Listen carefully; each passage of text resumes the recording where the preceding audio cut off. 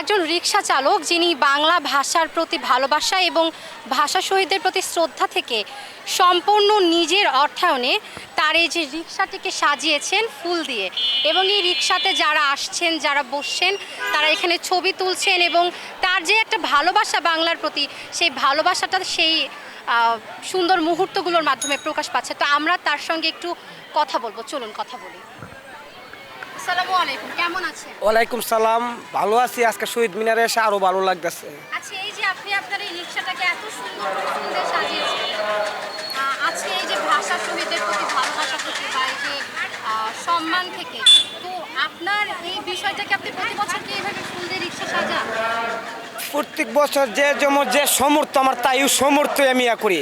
এমন না পারলে আমি একটা ফুল নিয়ে ভালোবাসা করি। যতটুকু যে সমর্থ অনুযায়ী আমি এটা করি।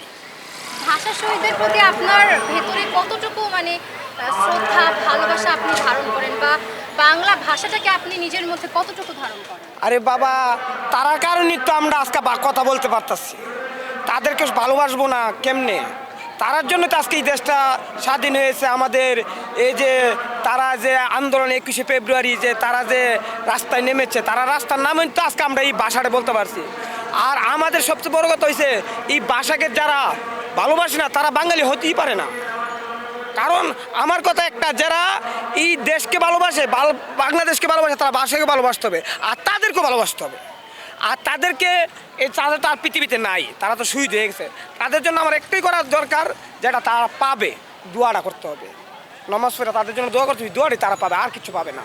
তাই আমরা এটা সবাই দরকার, যাতে আমরা যারা বাংলা ভাষা বলতেছি, যারা আজকে বাংলাদেশে থাকতে পারছে, তাদেরকে স্মরণ করাই উচিত আর তাদের জন্য দোয়া করাই উচিত।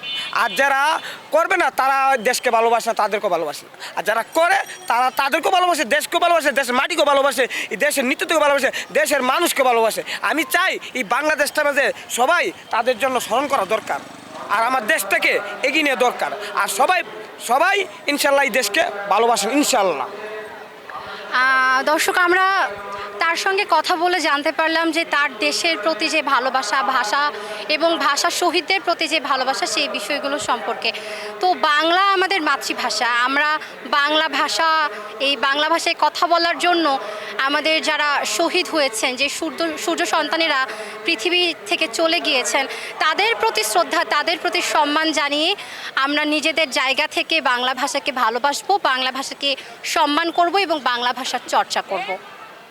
তাবাসসুম সেজুথি, ঢাকা জার্নাল।